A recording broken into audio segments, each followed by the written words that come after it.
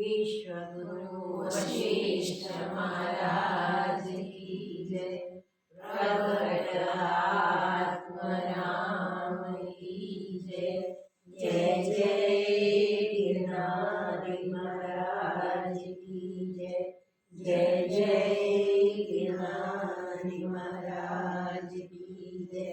जय जय गिरनारी महाराज की जय। श्री सद्गुरु देव की जय।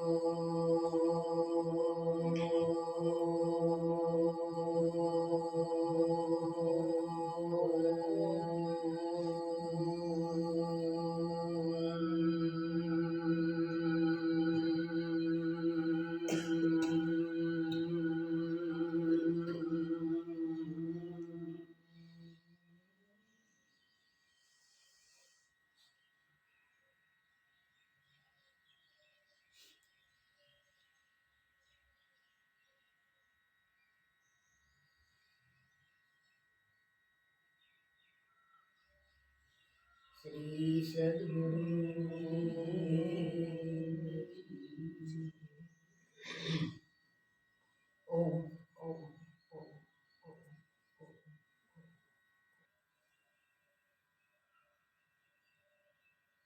जब मोक्षेच्छा प्रबल होती है तब साधक उस मोक्षत्व के कारण संसार क्या है, कैसे उत्पन्न होता है और किस प्रकार वो निवृत्त हो, वो विचार करता है। विवेक जगने से ही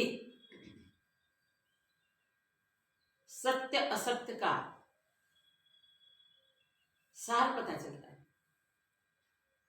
जो सार रूप है उसे प्राप्त करने की जिज्ञासा जगती है, और जो सार्थहीन है उसकी ओर से वैराग्य होता है।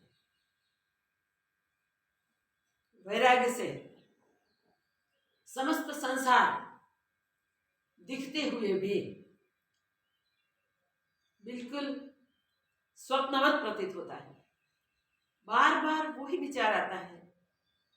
स्वप्न में जैसे दृश्य खड़े होते हैं, दिखाई देते हैं, मगर स्वप्न टूटते रहते नहीं हैं, वैसे ये संसार दिखता है फिर भी रहता नहीं है, तो सत्य नहीं। वहां प्रश्न होता है सत्य क्या है। वो सत्य जानने की जिज्ञासा के कारण साधक सत्य शास्त्रों का और महापुरुषों का आश्रय करता है, और उस आश्रय से अपने स्वरूप की ओर अभ्यास करता है। हम देखते आए कि संसार स्फुरण मात्र है। पूर्ण ब्रह्म परमात्मा की तरलता के कारण, इनके सहज स्वभाव के कारण, जैसे पानी का स्वभाव द्रवता है, उसमें तरंग स्वाभाविक उठते हैं, वैसे ही ये पूर्ण ब्रह्म के सहज स्वभाव में स्पंदन स्फुरा। वो स्पंदन ही, वो स्फुरण ही समस्त संसार बन के स्थित हुआ। बिल्कुल स्फुरण मात्र होने के बाद भी उसमें सत्य की प्रतीति होने लगी, और यहां तक कि संसार ही सत्य हो गए, ऐसे अज्ञान के कारण जन मानने लगे और उसी में ओतप्रोत हो गए। जगतिक व्यवहारों को सत्य समझ के इसमें लाभ हानि, जय पराजय आदि में सुखी दुखी होने लगे, और वास्तविकता उनकी स्मृति में न रही। वास्तविकता पूर्ण ब्रह्म परमात्मा ही है, और उसके सहज स्वभाव के कारण ही उसमें यह जगत भाषित हुआ, मगर जगत का कोई कारण नहीं। न निमित्त कारण दिखाई देता है, न समवाय कारण दिखाई देता है। कारण बिना कार्य तो होता नहीं। तो जो दिख रहा है वो तो मृगजल जैसा, छिप में रुपए जैसा, रस्सी में सर्प जैसा, दिखे आबे हुब मगर होवे नहीं। वो मिटे कैसे? है नहीं तो रहता भी नहीं, टिकता भी नहीं। वो विचार करने से पता चलता है कि ये दिख रहा है फिर भी भ्रामक जाल। आकाश में दिखते हुए मेघधनुष के रंग कुछ होते नहीं, फिर भी दिखते हैं। इस प्रकार विचार करते करते पता चलता है कि जगत दिखता है मगर है कुछ नहीं। वहां बार बार यही प्रश्न होता है नहीं, उसकी उत्पत्ति कैसे, उसकी स्थिति कैसे, और निर्माण कैसे? तो उत्पत्ति, स्थिति और निर्माण तक योग वासिष्ठ में 6 प्रकरण से हमको पूर्ण ज्ञान दिया गया है। प्रथम 2 प्रकरण हमने देखे, इसमें विवेक जगने से वैराग्य होता है। जगत झूठा भाषित होता है, और झूठे का क्या आकर्षण, इसलिए झूठे जगत में विवेकशील पुरुष को वैराग्य पैदा होता है, और जगत की कोई भी लुभावने पदार्थ, प्रसंग, घटना उसे आकर्षण नहीं कर सकते। वो जगत से उपराम होके जगत सत्य या असत्य वो शास्त्र के आधार से अभ्यास करता है। और शास्त्र कहते हैं, अनुभवी महापुरुष कहते हैं कि जगत दिखता है मगर है नहीं, झूठा है। क्योंकि होवे वो नित्य होवे। स्वर्ग की उत्पत्ति के समय भी होवे, महाप्रलय हो जाए तब भी होवे, और जगत की स्थिति के समय में भी होवे। मगर स्वर्ग की उत्पत्ति के समय ये कुछ होता नहीं है, कोई दृश्य नहीं होता, सिर्फ पूर्ण ब्रह्म परमात्मा अपने आप में स्थित होता है। समस्त संसार प्रलय को प्राप्त हो जाता है तो महाप्रलय के होने से कुछ भी शेष नहीं रहता, सिर्फ ब्रह्म के सिवा, सिर्फ परमात्मा के सिवा। तो बीच में स्वाभाविक जो है वो परमात्मा ही है, मगर दृश्य जो दिखाई दे रहे हैं वो माया मात्र होते हैं। उस माया तो ठगनी होती है, उस माया में क्या मोह करना, साधक को विवेक कहता है। और इससे इस मायामय जगत से उसे वैराग्य हो जाता है, और जो सत्य है उसे प्राप्त करने की उसकी जिज्ञासा ज्वलंत बन जाती है। और ज्वलंत जिज्ञासा के कारण ये जगत बिल्कुल झूठा है, फिर भी ऐसा हुआ कैसे, उत्पन्न कैसे हुआ और अभी कैसे दिखता है। तो उसके लिए वशिष्ठ महाराज ने उत्पत्ति प्रकरण समझाया और स्पष्ट करके कहा कि जगत स्फुरण मात्र है, सत्य कुछ नहीं है। तो आदि ब्रह्म में पहला जो स्पंदन हुआ वो उनके सहज स्वभाव से विष्णु जी, वो अपने ब्रह्म स्वरूप में ही स्थित। विष्णु जी के सुवर्णवत नाभि कमल से ब्रह्मा जी का स्वरूप, ब्रह्मा जी भी अपने स्वरूप में ही रहे, स्वरूप को नहीं भूले। फिर भी ब्रह्मा जी के मनोराज्य से ये समस्त जगत उत्पन्न हुआ। तो मनोमात्र ही है जगत, ये ब्रह्मा जी का मनोमात्र। जगत विस्तृत भाषित होता है और कब से दिख रहा है कब तक रहेगा पता नहीं, मगर दिखने मात्र है, वो बात समझ में आ जाए तो हम भली प्रकार से विचारें, दिखने मात्र क्यों है, इसमें कोई अंश सत्य है, ये सब झूठा ही है।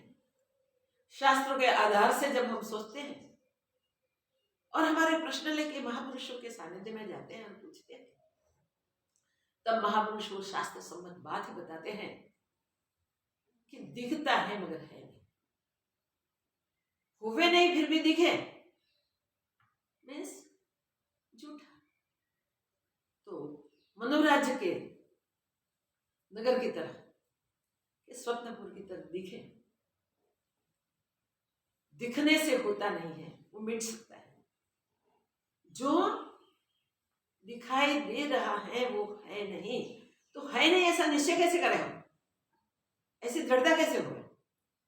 उसके लिए विचार बहुत आवश्यक है, आत्मविचार पे बहुत प्रश्न दिया है। तो जब हम विचार करते हैं तब हमें स्वाभाविक मन की शांति प्राप्त होती है, मन उपराम होता है, मन का शमन हो जाता है, और प्रारब्ध वेग से जैसी भी परिस्थिति प्राप्त होती है उसमें हम परम संतुष्ट रहते हैं। हर परिस्थिति में कभी भी कोई त्रुटि नहीं दिखती, न्यूनाधिक का भाव नहीं होता, संतोष ही रहता है, और सतत आत्मविचार बना रहता है। सारा सार के बीच विचार करके सार की ओर हम आगे बढ़ते हैं। इससे परम शांति का अनुभव होता है, जो शांति दिन दिन बढ़ती जाती है और वो नित्य के लिए हो जाती है, वो आत्मिक शांति। तो सम, संतोष, विचार और साधु पुरुषों का संग, सत्संग, ये 4 साधनों को करने से मोक्ष मुट्ठी में आ जाता है। बहुत सुंदर दृष्टांत दिया कि मोक्ष एक मंदिर है, उसके 4 द्वार हैं, चारों द्वार पे एक एक द्वारपाल है। वो द्वारपालों में से चारों की मित्रता हो जाए बढ़िया, अगर चारों की ना हो तो 3 की करो, 3 की ना हो तो 2 की करो, 2 की ना हो तो 1 की करो। 1 की भी मित्रता करने के लिए तुम पुरुषार्थ करोगे, वो तुम्हारा मित्र हो जाएगा।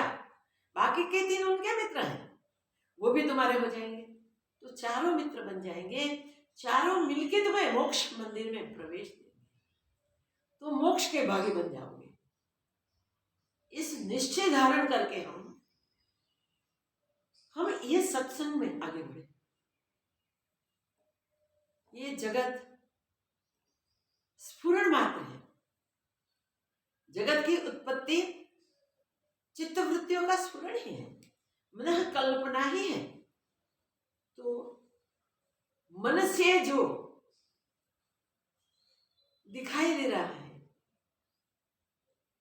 वो कहाँ दिखता है? आधार के बिना तो आधे नहीं हो सकता। जैसे खंबा है, खंबा में है कोई शिल्पी हुए तो उसके चित्त में होवे कि हाँ यार इतने अच्छे अच्छे दृश्य होंगे, इसमें सुंदर मूर्तियां बनेंगी, और उसके चित्त में वो मूर्तियां का पिक्चर शुरू हो जाते आ जाते। तो वो चित्र, खंबे में चित्र जो दिखाई दिया वो शिल्पी के चित्त में होता है, शिल्पी के मन में होता है। खंबा तो जैसा है वैसा ही वैसा दिखे। आम मनुष्य को खंबे में वो चित्र नहीं दिखाई देते, शिल्पी को भी दिखाई देते। तो मन के संसरण से ये जगत ब्रह्म होता है, मन के स्फुरण से ही जगत दिखाई देता है। जिसका जितने प्रमाण में मन का व्यापार ज्यादा, इतना उसका विस्तृत जगत भी ज्यादा। मगर जो मन के संकल्प विकल्पों को खींच के आत्म अभ्यास में जुट जाता है, विचार करके परिस्थिति से संतुष्ट रहता है और मोक्ष प्राप्ति के लिए उत्सुक होता है, तो क्रमशः अभ्यास करके वो आगे बढ़ता है।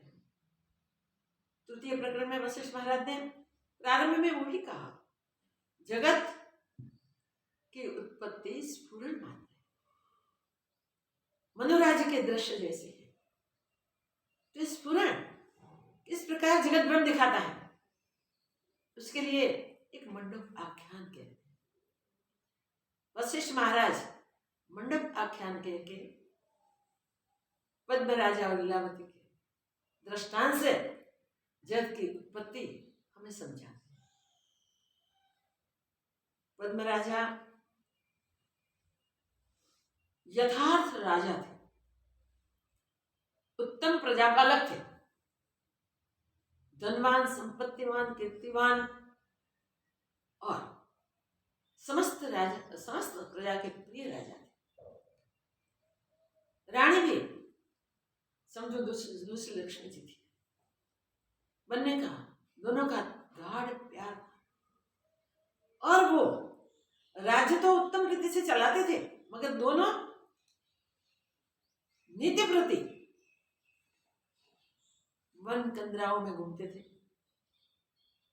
संतों महापुरुषों ऋषि मुनियों के सानिध्य को प्राप्त करते थे, वहां जाके सत्संग सत्विचार करके ये जगत आडंबर क्या है और कैसे मिटे उसकी परस्पर चर्चा करते थे। एकांत में बैठकर दोनों सरल और सुंदर संस्कृत श्लोक बना के प्रश्न उत्तर करते थे। उनकी भाषा संस्कृत थी, मगर इतनी सरल थी, समझने में सबके लिए सुगम।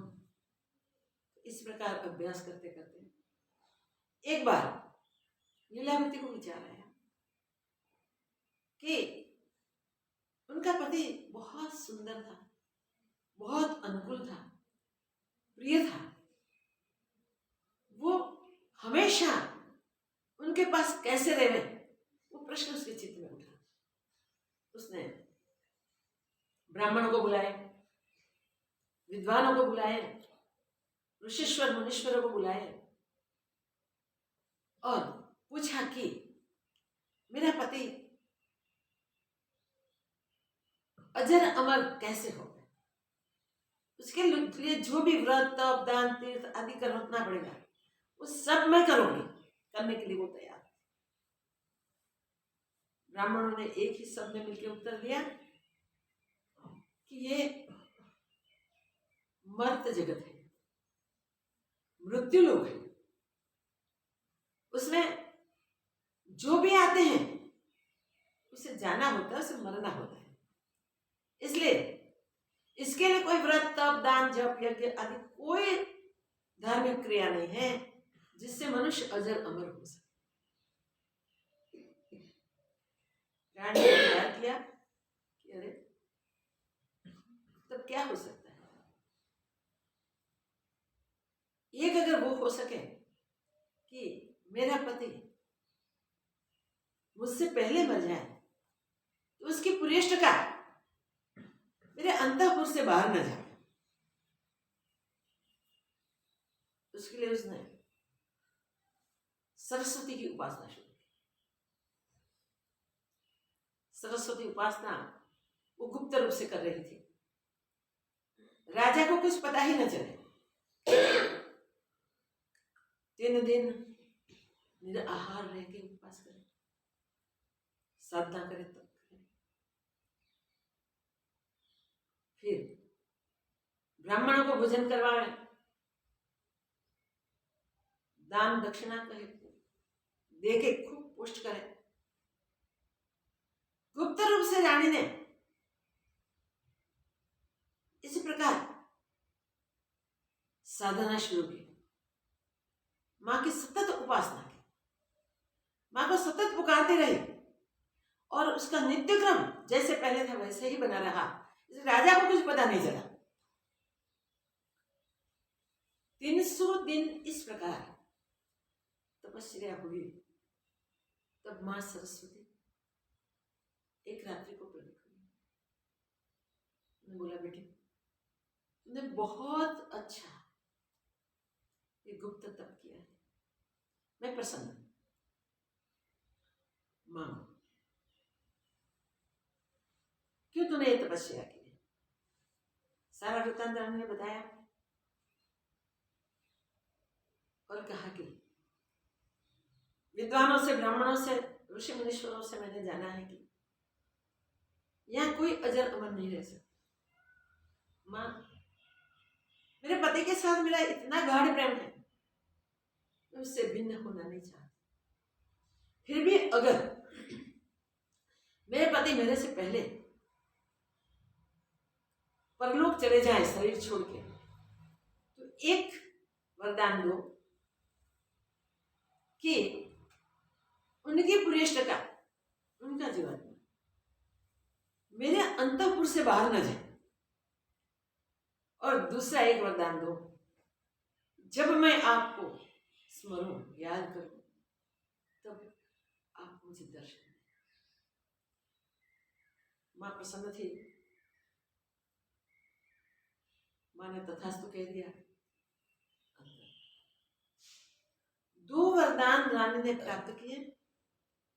रानी नित्य जैसे ही रहती थी वैसे रहने लगे और मां की उसकी उपासना दिन दिन प्रबल होती रही। ये 2 वरदान पाकर रानी प्रसन्नता के साथ राजा के साथ पूर्ववत रहने लगी। इसमें काल पाकर सबको जाना ही होता है। पद्म राजा युद्ध में घायल होकर घर में वहां वापिस आके वहां उनके प्राण छूटते हैं। और आगे क्या कथा होती है वो हम डिटेल से शास्त्र में देखेंगे।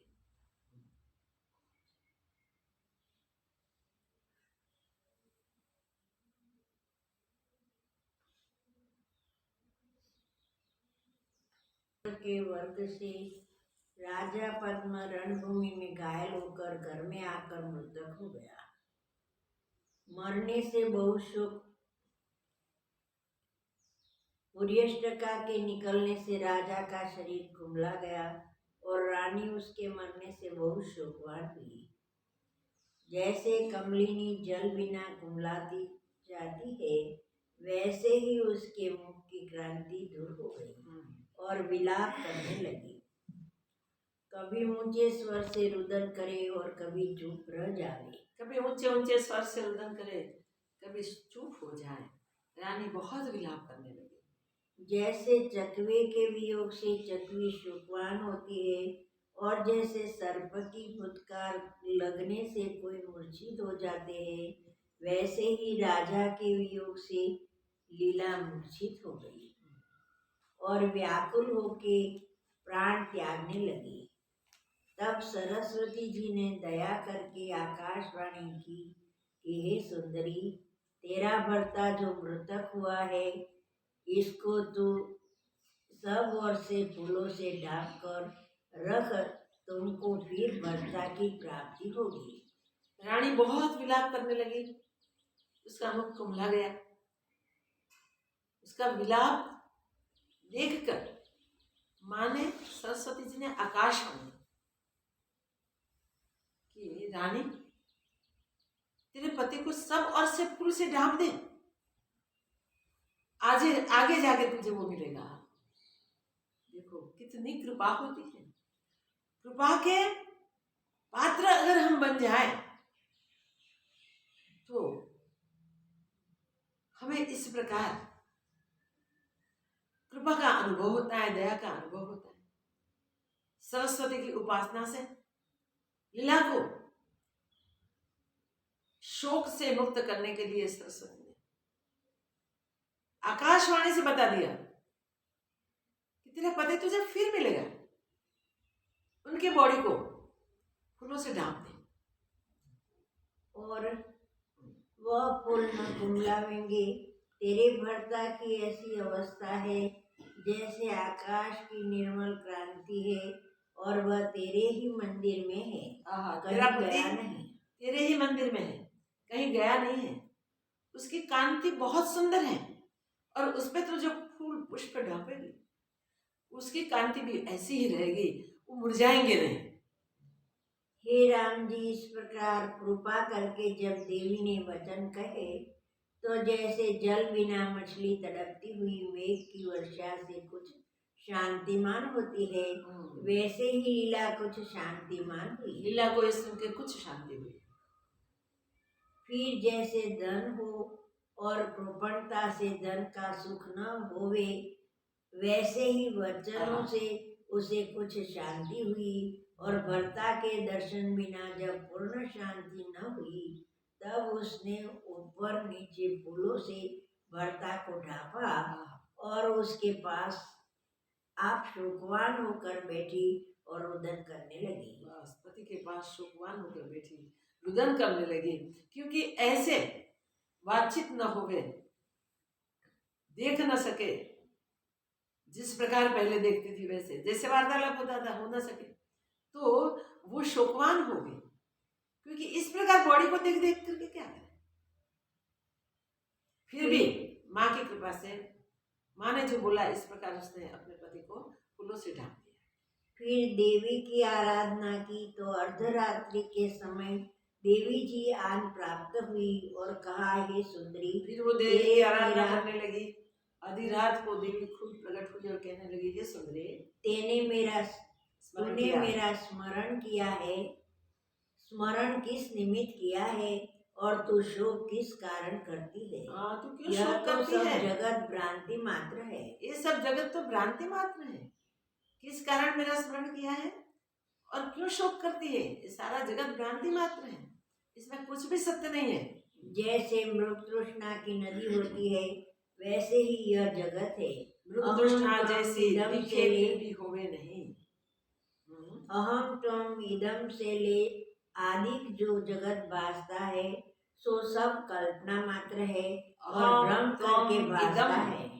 आदि जगत कल्पना मात्र है भ्रांति से, भ्रम से भाषित होता है।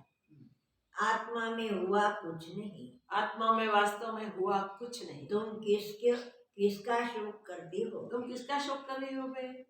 लीला बोली, हे परमेश्वरी, मेरा भर्ता कहाँ स्थित है और उसके क्या रूप धारण किया है? हे उसको माँ, मुझे मिलाओ। मेरा भर्ता, उसका क्या रूप है? वो कहाँ स्थित हुआ है, कहाँ गया है? उसको मुझे मिलाओ। उसके बिना मैं अपना जीना नहीं देख सकती। उसके बिना मैं जी नहीं सकती। उस देवी बोली, हे लीले, आकाश 3 है, एक भूताकाश, दूसरा चित्ताकाश और तीसरा चिदाकाश। वाह वाह। हे देवी ने कहा, देवी का उपदेश याद रखो, 3 प्रकार के आकाश हैं।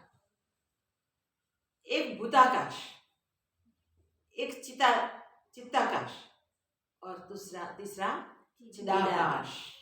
तो भूताकाश, चित्ताकाश और चिदाकाश, ये 3 आकाश हैं। भूताकाश चित्ताकाश के आश्रय है और भूताकाश चित्ताकाश के आश्रय है और चित्ताकाश चिदाकाश के आश्रय है। तेरा भर्ता अब भूताकाश को त्याग कर चित्ताकाश को गया है। हाँ, तेरा भर्ता ने भूताकाश त्याग दिया है, अब वो चित्ताकाश में गया है। और चिदाकाश चिदाकाश के आश्रय स्थित है। चिदाकाश चिदाकाश ब्रह्म के आश्रय स्थित है। इससे जब तू चिदाकाश में स्थित होगी तब सब ब्रह्मांड तुझको भासेगा। बस इसलिए तुझे चिदाकाश में स्थित होना आवश्यक है। जब चिदाकाश में जाके स्थित होगी तब संपूर्ण ब्रह्मांड तुझे दिखाई देगा। सब उसी में प्रतिबिंबित होते हैं। सब उसी में ही प्रतिबिंबित हो रहे हैं। वहाँ तुझको भर्ता का और जगत का दर्शन होगा। वहाँ तुझे तेरे भर्ता का और सारे जगत का दर्शन होगा।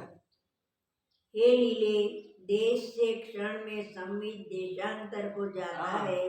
देश से क्षण में संवित देशांतर को जाते, जो डिस्टेंस हुआ उसके मध्य में जो अनुभव आकाश है वह चिदाकाश है। जो आकाश है वो अनुभव आकाश है, उसे चिदाकाश कहते हैं।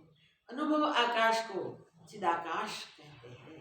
जब तू संकल्प को त्याग देगी तो उससे जो शेष रहेगा सो चिदाकाश है। जब तू मन को स्थिर करेगी, संकल्पों को त्याग देगी, तब जो शेष रहेगा वो चिदाकाश है। हे लीला, यह जो जीव विचरते हैं सो पृथ्वी के आश्रय है और पृथ्वी आकाश के आश्रय है। ये सब जीव जो विचरते हैं वो पृथ्वी के आश्रय पे है। पृथ्वी आकाश के आश्रय है। उससे ये सब जीव जो विचरते हैं सो भूताकाश के आश्रय विचरते हैं। और ये सारे जीव भूताकाश के आश्रय विचरते हैं। और चित्त जिसके आश्रय से क्षण में देश देशांतर भटकता है सो चिदाकाश है। जिसके आश्रय से क्षण में देश देशांतर भटकता है वो चिदाकाश है। हे लीले, जब दृश्य का अत्यंत अभाव होता है तब परम पद की प्राप्ति होती है। हे लीले, जब ये दृश्य का अत्यंत अभाव हो जाता है तब परम पद की प्राप्ति होती है। जो दृश्य जगत दिखाई दे रहा है, तुम चिदाकाश के आश्रय हो जाओगे तब उस दृश्य का अत्यंत अभाव हो जाएगा। फिर एक ही अनुभूति चिदाकाश की, ब्रह्म स्वरूप की। हे लीले, जब दृश्य का अत्यंत अभाव होता है तब परम पद की प्राप्ति होती है। सो चिरकाल के अभ्यास से होती है। बस। और मेरा यह वर है कि तुमको शीघ्र ही प्राप्त हो। वो परम पद की प्राप्ति तब होती है, परम पद दीर्घ काल तक अभ्यास करो तब मिलता है। दीर्घ काल के अभ्यास से ही चिदाकाश ब्रह्म की अनुभूति होती है, परम पद की प्राप्ति होती है। उसमें दीर्घ काल अभ्यास है, मगर तुझ पर मेरी कृपा है। मैं तुझे आशीर्वाद देती हूँ कि तुझको तुरंत इसकी अनुभूति हो गई। हे राम जी, जब इस प्रकार कहकर ईश्वरी अंतर्ध्यान हो गई, इस प्रकार लीला रानी निर्विकल्प समाधि में स्थित हुई। अंतर्ध्यान हो गई और लीला रानी निर्विकल्प समाधि में बैठ गई, स्थित हुई। और देह का अहंकार त्याग कर चित्त सहित पक्षी के समान उसने देह का अपने अहंकार गृह त्याग में दिया। उड़कर पक्षी सहित, देखिए पक्षी की तरह पक्षी समान के समान चित्त के सहित अपने गृह से उड़कर एक क्षण में आकाश को पहुंची। चित्त से उड़ी और एक क्षण में आकाश में पहुंच गई। जो अपने गृह में उड़ी है। देखिए जैसे पक्षी आकाश में उड़ता है, ऐसे मुक्त रूप से वो उड़ने लगे।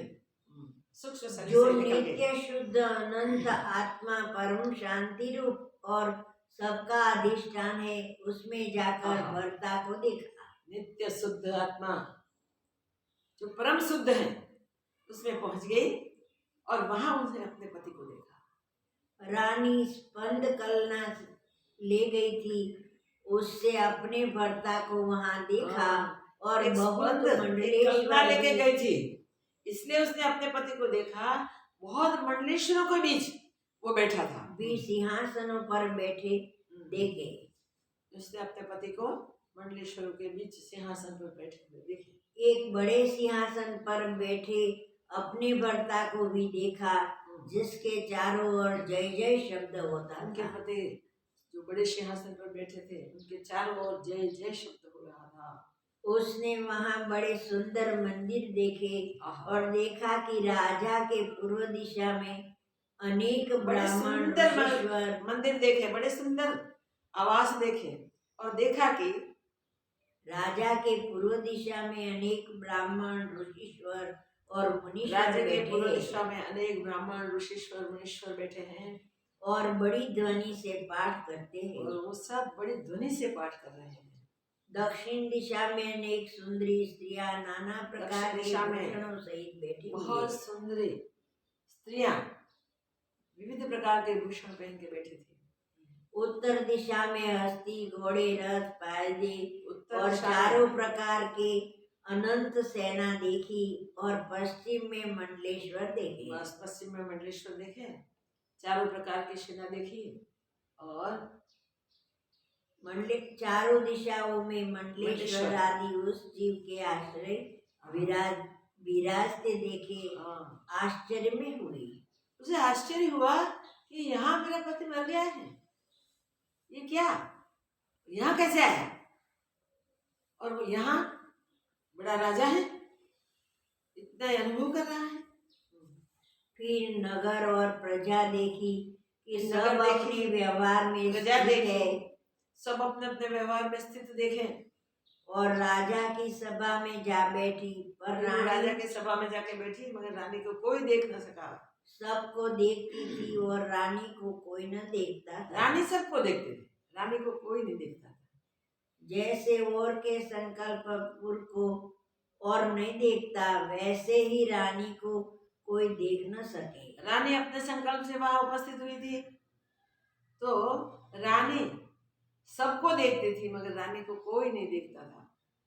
जब रानी ने उसका अंतःपुर देखा, जहाँ ठाकुर द्वारे बने हुए देवताओं की पूजा देखा थी, वहाँ ठाकुर द्वारे सुंदर बने हुए थे और वहाँ देवताओं की पूजा हो रही थी।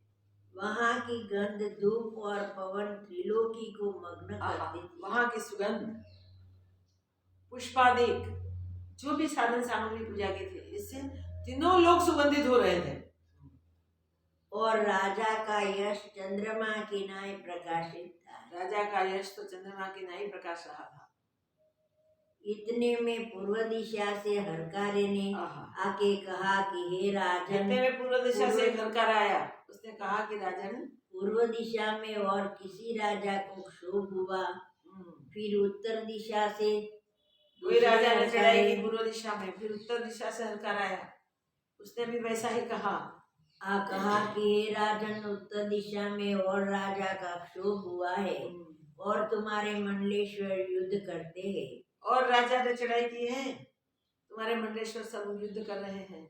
इसी प्रकार दक्षिण दिशा की ओर से भी हरकार आया और उसने भी कहा कि और राजा का क्षोभ हुआ है। और पश्चिम दिशा से हरकार आया, उसने कहा कि पश्चिम दिशा में भी क्षोभ हुआ है। दक्षिण दिशा वाले हरकार ने मैसेंजर ने आके कहा पश्चिम दिशा वाले भी हरकारा ने वो भी कहा कि वहाँ मंडलेश्वर तुम्हारे लड़ रहे हैं और राजाओं ने युद्ध किया है, चढ़ाई की है। एक और हरकार आया, उसने कहा कि सुमेरु पर्वत पर जो देवताओं और सिद्धों के रहने के स्थान है वहाँ क्षोभ हुआ है हाँ, और सुमेरु अस्ताचल पर्वत पर पर्वत क्षोभ हुआ है। सिद्धाधिक रहते हैं, वहां क्षोभ हुआ है, और हस्ताचल पर्वत पर भी क्षोभ हुआ है। अस्ताचल पर्वत क्षोभ हुआ है। तब जैसे बड़े मेघ आवे वैसे ही राजा की आज्ञा से बहुत सी सेनाएं बड़े बादल आ जाए, छा जाए, वैसे ही राजा की आज्ञा से बहुत बड़ी सेना आके छा गई। रानी ने बहुत से मंत्री नंद आदि टहलुए ऋषिश्वर और मुनीश्वर बहुत वहां मंदिर। देखे। सब टहुले ऋषिश्वर मुनीश्वर सब रानी ने देखे वहां। जितने भृत्य थे वे सब सुंदर और वर्षा से रही श्वेत बादलों की वर्षा नाई से रही श्वेत श्वेत वस्त्र बादल पहने जैसे देखे सब वृत्त श्वेत वस्त्र पहन के वहां थे। और बड़े वेद पाठी ब्राह्मण देखे जिसने बड़े शब्द वेद पाठी से ब्राह्मण थे, नगारा के शब्द भी सूक्ष्म भासते थे। वहाँ नगारा के शब्द भी सूक्ष्म भाषित होते थे। हे राम जी, इस प्रकार ऋषिश्वर मंत्री टहलुए और बालक उसने देखे, सो पूर्व और अपूर्व दोनों देखती गई। वो सब जो और देखा आश्चर्यवान हुई। उसमें पूर्व अपूर्व सब देखे और वो आश्चर्यवान हुए। ये क्या बालक को सहित सब दिखाई दे रहा है। चित्त में यह शंका उपजी कि मेरा भरता ही हुआ है, वह संपूर्ण नगर मृतक हुआ है। उसको शंका हुई परलोक में आए हैं। मेरे पति अकेला मरा है, ये सारे नगरवासी सब मरे हुए हैं और सब मर के यहाँ परलोक में आ गए हैं। तब क्या देखा कि मध्याह्न का सूर्य शीश पर उदित है। तब उसने और देखा राजा सुंदर 1600 वर्ष का प्रथम की जरावस्था को त्याग कर सिर पे आके खड़ा हुआ है, और राजा पहले की वृद्धावस्था को त्याग कर अब तो 16 साल का होकर वैसा दिखता है। नूतन शरीर को धारे बैठे हैं, नूतन शरीर धारण करके यहाँ बैठे हैं। ऐसे आश्चर्य को देख के रानी फिर अपने गृह में आई। उस समय आधी रात्रि का समय था। ऐसा आश्चर्य सब देखा और रानी वापिस आई, तो आधी रात का समय था। सब सहेलियों को जगाई, सहेलियों को सोई हुई देख जगाया और कहा, जिस सिंहासन पर मेरा भर्ता बैठता था उसको साफ करो, मैं उसके ऊपर बैठूंगी। और जिस प्रकार उसके निकट मंत्री और भृत्यान बैठते थे उसी प्रकार आवे। इतना सुनकर सहेलियों ने रानी ने सब सहेलियों को कहा कि वो मेरे पति जो आसन पर बैठे हैं आसन को साफ किया जाए। जैसे वो बैठते थे वैसे मैं उस आसन पर बैठूंगी, और सारी सभा मेरे सामने जैसे मेरे पति के सामने बैठते थे ऐसे मंत्री आदि सभा के बैठते थे, सब आ जाए। सहेलियों ने जा बड़े मंत्री से कहा और मंत्री ने सबको जगाया और सिंहासन बड़े मंत्री जड़वा कर बड़े मंत्रियों को जल की वर्षा की। उन सहेलियों ने कहा, फिर मंत्री ने और मंत्रियों को जगाए, तो बड़े मंत्री ने वो सिंहासन जड़वाया, साफ करवाया, और सब सभा आन मिले। मंत्री से कहा जगाया और सिंहासन जड़वा कर मेघ की नाई जल की वर्षा की। सिंहासन पर और उसके आसपास वस्त्र बिछाए और मशाले जलाकर बड़ा प्रकाश किया। मशाले जला दी और बड़ा प्रकाश किया। रात्रि का आधी रात का टाइम है ना। जैसे अगस्त्य मुनि ने समुद्र का पान किया था वैसे ही अंधकार का मसाले ऐसी जगह जब पान कर लिया। अगस्त्य मुनि ने जैसे जल का पान किया, सारा समुद्र का पान किया था, वैसे सारे अंधेरे का पान मसालों के प्रकाश से कर लिया। तब टहले पंडित ऋषिश्वर ज्ञानवान जितने कुछ राजा के पास आते थे वे सब सिंहासन के निकट बैठे, और इतने लोग आए, मानो प्रलय काल में समुद्र का क्षोभ हुआ है और प्रलय जल काल में से जैसे पूर्ण समुद्र में प्रलय हुआ। क्षोभ हो जाए और सब जल से पूर्ण हो जाए, वैसे इतने सभाजन आ गए हैं, इतने लोग इकट्ठे हुए हैं। सृष्टि मानो पुनः उत्पन्न हुई है। मानो सृष्टि पुनः उत्पन्न हुई है, ऐसा दृश्य हुआ। लीला इस प्रकार मंत्री, राहुलुए, पंडित और बालकों को बढ़ता बिना देखे बड़े आश्चर्य को प्राप्त हुई कि एक आदर्श को अंतर बाहर दोनों ओर देखती है। वो एक आदर्श को अंदर बाहर दोनों ओर देख रही है, बाहर भी दिखाई दे रहा है, अंदर भी दिखाई दे रहा है। इस प्रकार देख के हृदय की वार्ता किसी को न बताई और भीतर आकर हृदय में जो था कहने किसी को नहीं बताया, और भीतर आकर लगी कि बड़ा आश्चर्य है, ईश्वर की माया जानी नहीं जाती। बड़ा आश्चर्य है, ईश्वर की माया जानी नहीं जाती। वह क्या है कि वो माया क्या है।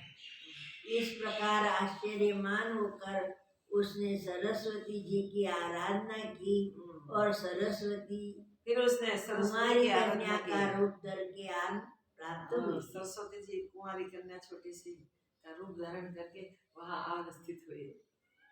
तब लीला ने कहा, हे भगवती, मैं बारंबार पूछती हूँ, तुम उद्वेगवान न होना।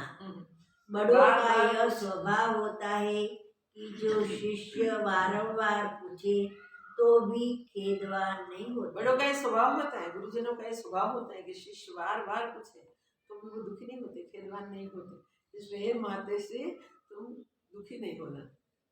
अब मैं पूछती हूँ कि यह जगत क्या है और वह जगत क्या है। अब मैं वो पूछती हूँ कि अभी ये दिख रहा है वो जगत क्या है, और जो परलोक दिखाया तुमने वो जगत क्या है। मेरे पति का वो जगत क्या है, जब वहां 16 साल का वो है, और ये जगत क्या है।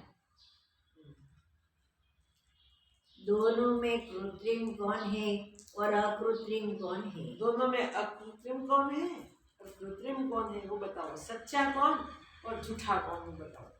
और वह जगत क्या है, और वह जगत क्या है वो बताओ। और अकृत्रिम कौन है, सो मैं पीछे तुझसे कहूँगी।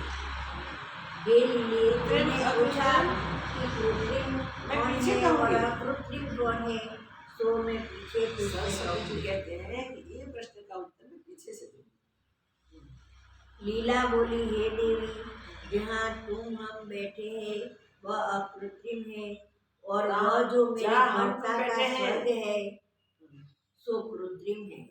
वो मेरे भर्ता का स्वर्ग है ना, वो कृत्रिम है और ये अकृत्रिम है, क्योंकि सूर्य स्थान में वह सृष्टि हुई है। हाँ, देवी बोली, है सूर्य स्थान में वह सृष्टि हुई है, इसलिए वो तो अकृत्रिम है। देवी बोली, है लीले, जैसा कारण होता है वैसा ही कार्य होता है। देवी ने कहा, हे लीले, जैसा कारण होता है वैसा कार्य होता है। जो कारण सत होता है तो कार्य भी सत होते हैं। कारण सत हो तो कार्य भी सत हो, कारण असत हो तो कार्य भी असत हो। और सत से असत नहीं होता और असत से सत से कभी असत नहीं होता और असत से कभी सत नहीं हो सकता। जैसा कारण होता है वैसा ही कार्य होता है। कारण सत होता है तो कार्य भी सत होता है, कारण झूठा होता है तो कार्य भी झूठा होता है। और न कारण से अन्य कारण होता है, कारण से अन्य कारण भी नहीं होता, अन्यथा कुछ नहीं हो सकता। इससे जैसे यह जगत है वैसा ही वह जगत भी है। जैसे ये जगत तुम देख रहे हो वैसा ही वैसा वो जगत भी है तुमने जो देखा। इतना सुन फिर लीला ने पूछा, हे देवी, कारण से अन्य कार्य सत्ता होती है, क्योंकि मृतिका जल अन्य कार्य सत्ता होती है। उसका दृष्टांत दे रहे, क्योंकि मृतिका जल के उठाता है, मृतिका जल को उठा देती है, उठाने में समर्थ नहीं होती। और जब मृतिका का घट बनता है तब जल को उठाता है। जब मृतिका से घट बनाया जाता है तब उसमें जल भरा जाता है, जल उठाया जा सकता है। मिट्टी में डायरेक्ट जल नहीं उठाया जाता। तो कारण से अन्य कार्य भी इस प्रकार तो सत्ता कारण हुई। से कार्य की अन्य सत्ता हो गई ना। देवी बोली, हे लीले, कारण से अन्य कार्य की सत्ता तब होती है जब सहायक कार्य कोई सहायक कार्य कारण कार्य होवे। भिन्न होता है। देखो, ये बिल्कुल कार्य कारण की भिन्नता संभवित है ही नहीं। जैसा कारण वैसा ही कार्य होता है, मगर भिन्नता तब होती है कि कोई कुछ सहायक कार्य मिलता है। मिट्टी मिट्टी में से घट बनाने वाला निमित्त कारण कोई बन गया, तब वो कुंभ बना और वो मिट्टी पानी उठाने के लिए सामर्थ्यवान बने। जहाँ सहाय कार्य नहीं होता वहाँ कारण से अन्य कार्य की सत्ता नहीं होती। जहाँ सहाय कार्य कारण नहीं होता तो अन्य कोई कार्य की सत्ता नहीं बनती, अन्य नहीं हो सकता। सहाय कार्य कोई होवे तो ही होवे। तेरे भर्ता की सृष्टि भी कारण बिना भासी है। तेरे भर्ता की सृष्टि जो दिखाई दी है ना, वो कारण बिना दिखाई दी है। उसका जीव पुर्यष्ट आकाश रूप था, वहाँ उसका न जीव तो कोई आकाश रूप था। समवाय कारण था और न वो निमित्त पुरुष कारण का था। अकेली थी, न कोई समवाय कारण था न कोई निमित्त कारण था। उसको कृत्रिम कैसे कहिए? तो उसको कृत्रिम कैसे कहेंगे?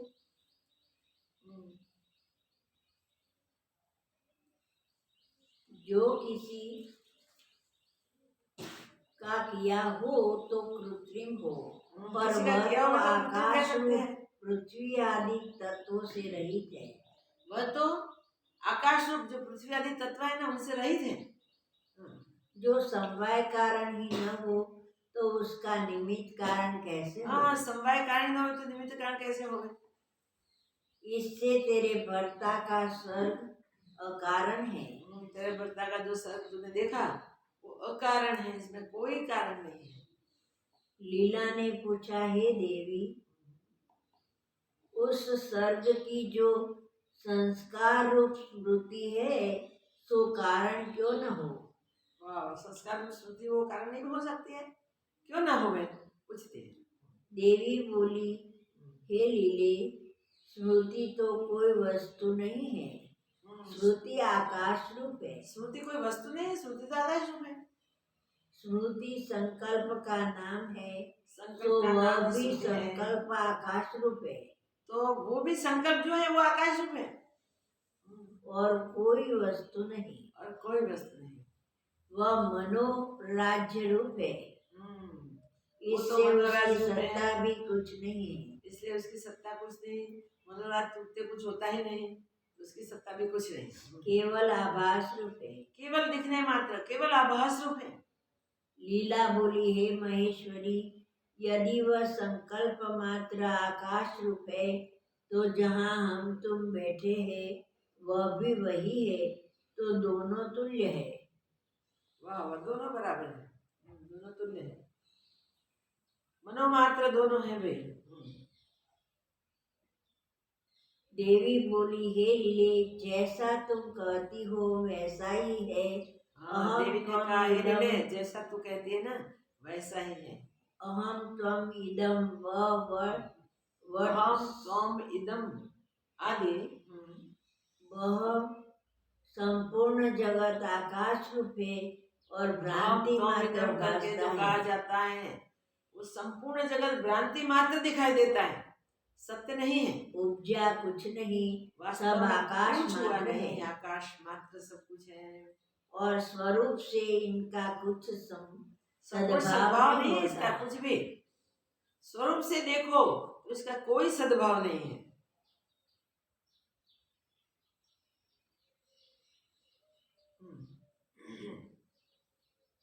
जो हे लीला,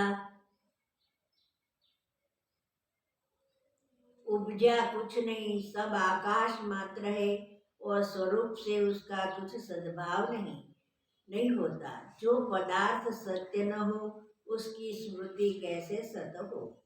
लीला बोली, हे देवी, अमूर्ति मेरा भरता था और मूर्तिवत हुआ। अमूर्ति मेरा भरता तो था, तो मूर्तिवत कैसे हुआ? और उसको जगत भासने लगा तो उसको जगत कैसे दिखने लगा, भासा? वो कैसे दिखाई दिया उसे, ये जगत कैसे उसको भाषित हुआ? उसका स्मृति कारण है, वह क्या उसकी किसी पूर्व और स्मृति कारण है या दूसरा प्रकार कोई से कारण है? वह मेरे दृश्य ब्रह्म निवृत्त के निमित्त मुझको मेरे दृश्य ब्रह्म की निवृत्ति के लिए क्या कारण है बताइए, मुझे वही उपदेश रूप कीजिए। कहो। देवी बोली, हे लीले, यह और वह सर्ग दोनों ब्रह्म रूप है। देवी बोली, वह सर्ग भी ब्रह्म रूप है, ये भी ब्रह्म रूप है, यह और वह दोनों ब्रह्म रूप है। जो यह सत्य होता तो इसकी स्मृति भी सत्य हो, यह सत्य पर होता तो यह श्रुति सत्य होती। जगत असत रूप है। अगर जगत तो झूठा है तो उसमें श्रुति कैसे सत्य हो गई? जैसे यह ब्रह्म तुमको भाषा है सो सुनो। यह ब्रह्म तुमको कैसे भाषित हुआ सो सुनो। एक महाचिदाकाश है जिसका किंचन चिद अणु है। एक महाचिदाकाश है जिसका किंचन चिद अणु है, और उसके किसी अंश में जगत रूपी वृक्ष है। उस चिद अणु के किसी अंश में जगत रूपी वृक्ष है। सुमेरु उस वृक्ष का थंब है। सुमेरु उस वृक्ष का खंबा है। सप्तलोक डाली है। सप्तलोक उनकी डालियां हैं। आकाश शाखा है। आकाश उनकी शाखा है। सप्त समुद्र उसमें रस है। सप्त समुद्र का रस उसमें बह रहा है। और तीनों लोक फल है। तीनों लोग उसमें फल लगे हुए हैं। सिद्ध गंधर्व देवता मनुष्य सिद्ध और गंधर्व देवता दैत्य मनुष्य, दैत्य रूप मच्छर उसमें रहते हैं। आदि मच्छर उसमें रहते हैं। और तारागण उसके फूल है। तारागण उसके फूल हैं। उसी वृक्ष के किसी छिद्र में एक देश है। उस वृक्ष में कोई छिद्र में एक देश है। और उसमें एक पर्वत है। उस देश में एक पर्वत है जिसके नीचे एक नगर बसता है। जिसके नीचे एक नगर बसता है। वहाँ एक नदी का प्रवाह चलता है। वहाँ एक नदी का प्रवाह चलता है। और वशिष्ठ नाम ब्राह्मण, एक ब्राह्मण जो बड़ा धार्मिक था, एक वशिष्ठ नाम ब्राह्मण बड़ा धार्मिक था, वो वहाँ सदा अग्निहोत्र करता, सदा अग्निहोत्र वहाँ करता था, वहाँ रहता था। धन विद्या पराक्रम और कर्मों से वशिष्ठ जी, धन विद्या पराक्रम और कर्मों से वशिष्ठ जी ऋषिश्वरों के समान था। ऋषिश्वरों के बराबर, परंतु ज्ञान में भेद था। ज्ञान में फर्क था। जैसा खेचर वशिष्ठ का ज्ञान है वैसा भूचर वशिष्ठ का ज्ञान न था। खेचर वशिष्ठ का जैसा ज्ञान था वैसा भूचर वशिष्ठ का ज्ञान नहीं था। भूमि पे रहने वाले वशिष्ठ का वैसा ज्ञान नहीं था जैसा आकाश में रहने वाले वशिष्ठ का ज्ञान था। उसकी स्त्री का नाम अरुंधति था। उसकी स्त्री का नाम भी अरुंधति था। वह पतिव्रता और चंद्रमा के समान सुंदर थी। चंद्रमा जैसी सुंदर थी, पतिव्रता थी। उसका वृत्तांत कल देखेंगे।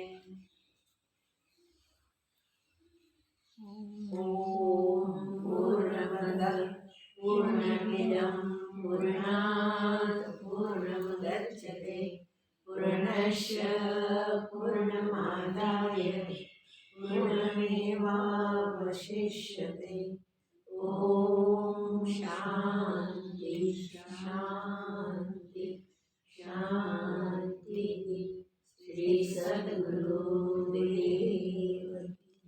पूर्व व्रत सत्संग श्रृंखला अब शुरू हुई और शुरू रहेगी।